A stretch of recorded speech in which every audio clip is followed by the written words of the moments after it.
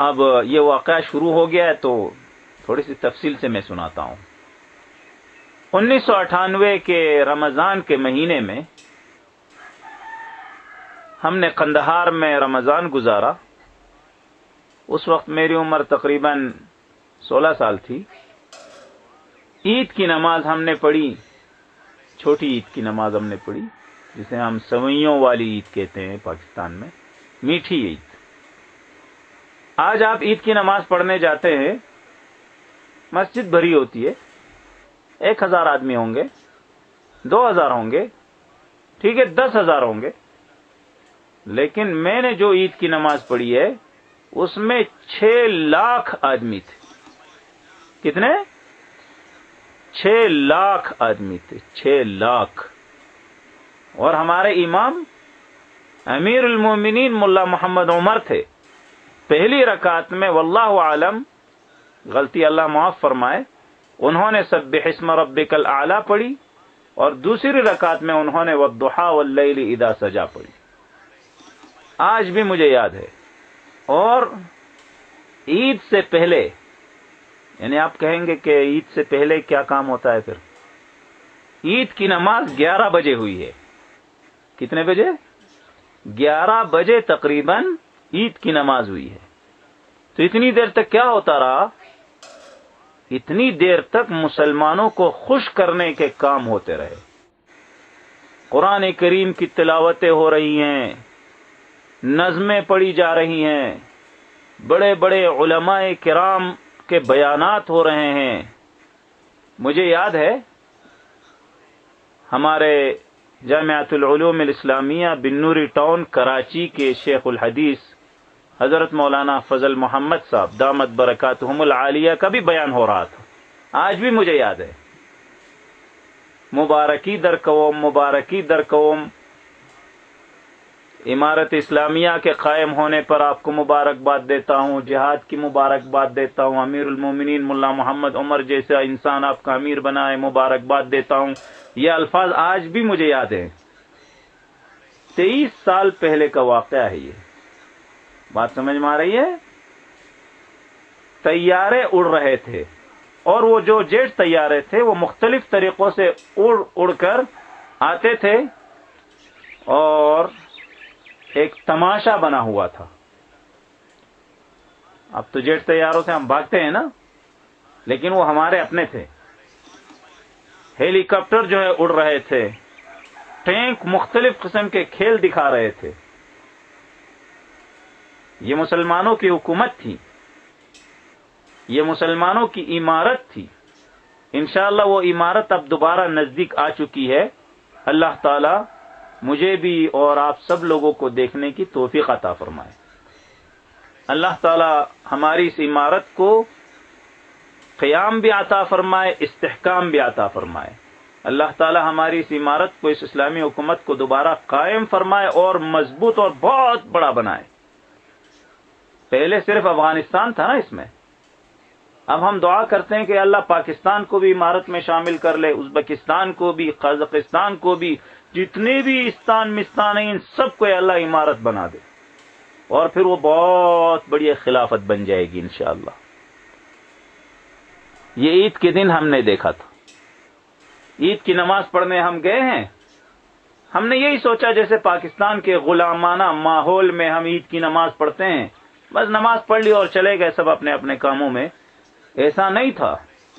جب ہم بیٹھ گئے، قرآن کی تلاوتیں شروع ہیں، نظمیں شروع ہیں، علماء کرام کی تقریریں شروع ہیں، اور دور سے ایک لمبا تڑنگا سفید پگڑی والا، سفید کپڑوں میں ملبوس ایک انسان نظر آنے لگا، تو لوگ سب اس طرف متوجہ ہو گئے کہ ملا محمد عمر صاحب آ رہے ہیں، ملا محمد عمر صاحب آ رہے ہیں۔ میری آنکھیں چونکہ کمزور ہیں، میں تو دیکھ تو نہیں سکا، لیکن یہ کہ سب لوگ ان کی طرف متوجہ ہیں۔ اور جب وہ آ گئے تو یہ جو رومال ہے نا، چادریں، ایک رومال کو دوسرے رومال میں، تیسرے کو چوتھے میں، اتنی بڑی ایک رسی تیار ہوئی۔ اس پہلی چادر کا جو سرا ہے حضرت امیر المومنین ملا محمد عمر مجاہد رحمہ اللہ کے ہاتھ میں تھا، اور آخری سرے تک لوگوں کی چادروں کی ایک قطار لگی ہوئی تھی، اور ہمیں کہا گیا کہ آپ لوگ اس وقت امیر المومنین ملا محمد عمر مجاہد رحمہ اللہ کے ہاتھ پر بیعت کر رہے ہیں۔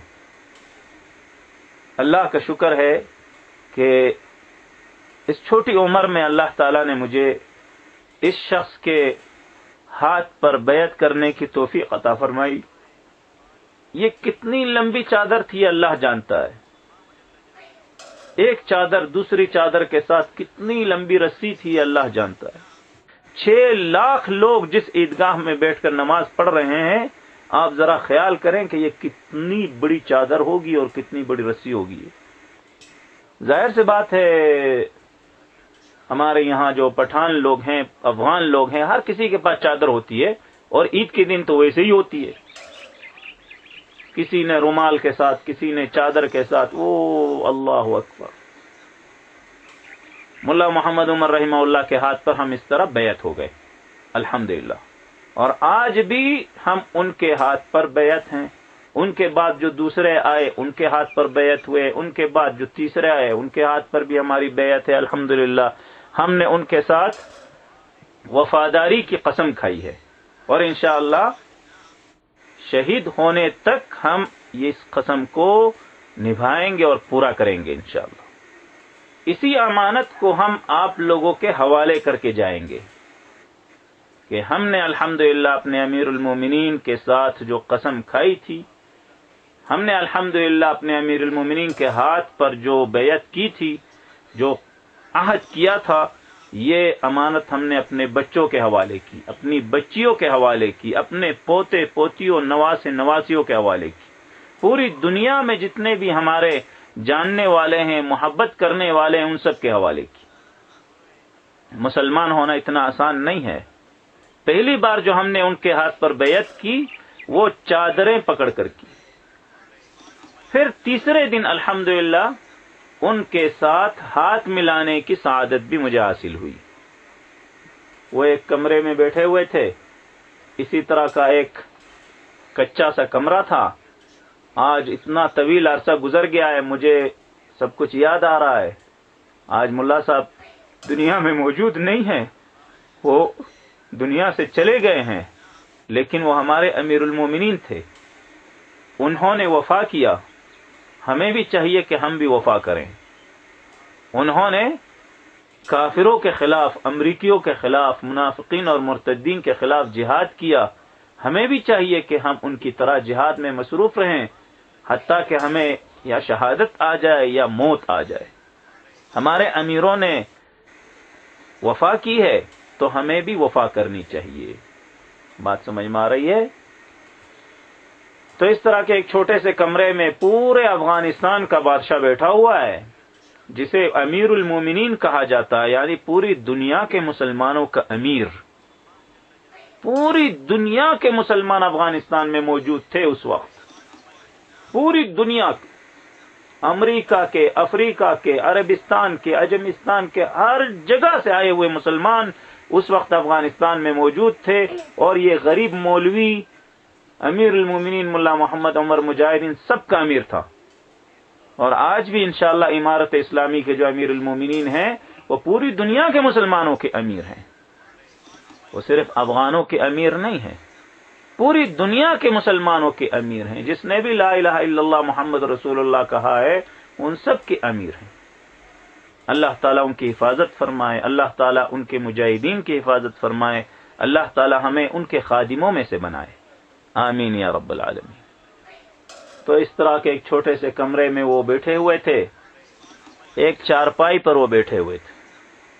انہوں نے جو جیکٹ اور واسکٹ پہنی ہوئی تھی وہ اتنی پرانی تھی کہ ہم لوگ اس طرح پرانی واسکٹ یا جیکٹ پہنتے بھی نہیں ہیں، اور انہوں نے اپنا چشمہ جو ہے نیچے رکھا ہوا تھا۔ ان کی دائیں آنکھ یہ شہید ہو چکی تھی اللہ کی راہ میں، روسیوں کے خلاف جہاد میں ان کی دائیں آنکھ کام آ گئی تھی، ان کی یہ آنکھ نہیں تھی، تو جب میں نے ان سے ہاتھ ملایا تو انہوں نے،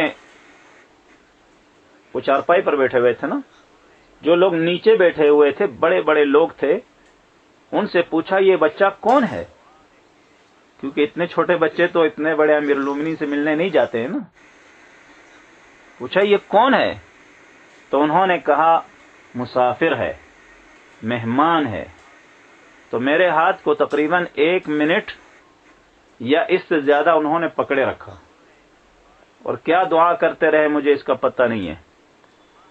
میں سمجھتا ہوں کہ آج بھی جو میں جہاد کے میدان میں موجود ہوں، جہاد کے میدان میں جو اللہ نے مجھے قبول کیا ہے، یہ اس اللہ کے ولی اور اللہ کے قلندر اور درویش کی دعا ہے کہ اتنی ساری مصیبتیں آئی ہیں، اتنے سارے فتنے اٹھے ہیں، اور اتنی ساری مشکلات جہاد کے میدان میں آئی ہیں، لیکن میں پھر بھی ان کی دعاؤں کی برکت سے جہاد کے میدان میں موجود ہوں الحمدللہ. اور میں اللہ تعالیٰ سے ان کی دعاؤں کی برکت سے امید کرتا ہوں کہ اللہ تعالیٰ مجھے شہادت کی موت بھی عطا کرے گا. آپ لوگ بھی آمین کہہ دے. آمین یا رب العالمین. ملا محمد عمر رحمہ اللہ تعالیٰ کا ذکر یہاں آج کے سبق میں ایسے آ گیا کہ اللہ جل جلالہ کی یاد سے انسان کے دل میں خوف بھی پیدا ہوتا ہے اور راحت بھی پیدا ہوتی ہے. تو ملا محمد عمر صاحب رحمہ اللہ تعالی ایک انسان تھے، اللہ کی مخلوق ہے، ایک انسان تھے. ان سے جو شخص ملتا تھا تو دل میں ایک ہیبت پیدا ہوتی تھی، ایک خوف پیدا ہوتا تھا، دل سہم جاتا تھا، کانپ جاتا تھا، لیکن دل کو سکون ملتا تھا نا. پیغمبر علیہ الصلاۃ والسلام کی بھی یہی صفت شمائل ترمذی میں امام ترمذی رحمہ اللہ تعالی نے نقل کی ہے، صحابہ کرام کی روایت ہے، اذا رآہ بداہۃ ہابہ، اگر کوئی شخص ان کو دور سے دیکھتا رسول اللہ صلی اللہ علیہ وسلم کو تو وہ کانپ جایا کرتا تھا. وَإِذَا خَالَطَهُ أَحَبَّهُ، اور جب ان کے ساتھ بیٹھ کر بات چیت کرتا، ان کی خدمت اقدس میں بیٹھنے کی سعادت حاصل کرتا تو ان سے محبت کرنے لگتا. اللہ کے بندوں میں اللہ تعالیٰ نے یہی صفت ڈالی ہے. اللہ تعالیٰ کے بندوں کو، عظیم انسانوں کو جب آپ دیکھتے ہیں تو شروع میں آپ کے دل میں ایک خوف پیدا ہوتا ہے، ایک ہیبت پیدا ہوتی ہے کہ اتنے بڑے عظیم انسان سے میری ملاقات ہو رہی ہے. اور جب ان کے ساتھ آپ بیٹھ جاتے ہیں تو ان کی بات چیت سنتے ہیں تو ایک عام سا آدمی ہے تو آپ کو مزہ آتا ہے، لذت ملتی ہے، راحت ہوتی ہے، سکون ہوتا ہے. اللہ اکبر، کتنا مزہ آتا ہے. یہ تو ہم سمجھتے تھے پتہ نہیں ان کے 2 سینگ ہوں گے اور ہمیں کھا جائے گا، تو ایسا تو کوئی نہیں، یہ بھی ہماری طرح انسان ہے. تو دور سے جب دیکھتے ہیں تو انسان کے دل میں خوف پیدا ہوتا ہے، اور جب نزدیک بیٹھ جاتے ہیں تو محبت پیدا ہو جاتی ہے اور سکون ملتا ہے. تو اللہ جل جلالہ کی یاد جب مومن کو آتی ہے تو اس کے دل میں ایک خوف پیدا ہوتا ہے، اور اسی کے ساتھ ساتھ سکون بھی ملتا ہے کہ میرا اللہ موجود ہے. سمجھ میں آئی بات؟ دوسرے بعض علماء نے یہاں اس کی تفسیر اس طرح کی ہے، مثال کے طور پر ایک شخص کسی گناہ کو کرنا چاہ رہا تھا، اسے اللہ کی یاد آ گئی تو وہ ڈر گیا، اور جب وہ گناہ سے ڈر کر اس نے گناہ نہیں کیا تو اسے اطمینان ملا یا نہیں؟ ٹھیک ہے، بعض علماء نے اس طرح تفسیر کی ہے، یعنی اللہ کی یاد آئی تو وہ ڈر گیا اور اس نے گناہ نہیں کیا، اور گناہ نہیں کیا تو دل مطمئن ہو گیا، شکر اللہ کا، الحمدللہ کہ اس گناہ سے میں بچ گیا. آج کے سبق میں ہم نے پہلی صفت پڑھی ہے. مسلمان کی پہلی صفت کیا ہے؟ اذا ذکر اللہ وجلت قلوبہم، اگر ان کے سامنے اللہ کا تذکرہ کیا جائے تو ان کے دل کانپنے لگتے ہیں. اللہ کا جب تذکرہ مسلمان کے سامنے ہوتا ہے، مومن کے سامنے ہوتا ہے، تو وہ کانپنے لگتا ہے، وہ ڈر کے مارے سہم جاتا ہے کہ یہ کتنا عظیم رب ہے اور میں کتنی چھوٹی سی ایک مخلوق ہوں،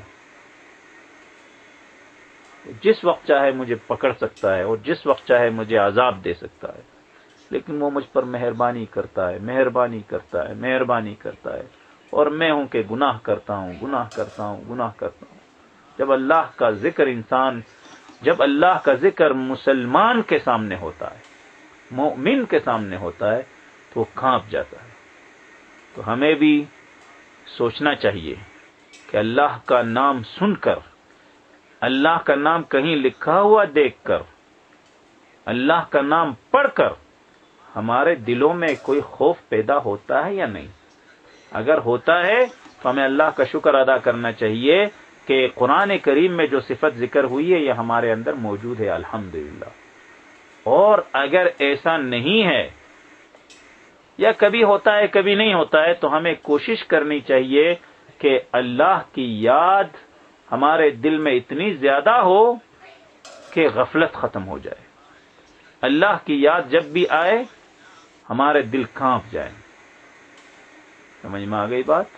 اللہ تعالیٰ سے دعا ہے کہ اللہ تعالیٰ مسلمانوں کی جو صفات قرآن کریم میں بیان ہوئی ہیں وہ ہمیں عطا فرمائے۔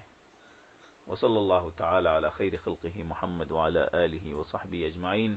سبحانک اللہم وبحمدک، اشہد ان لا الہ الا انت، استغفرک واتوب الیک۔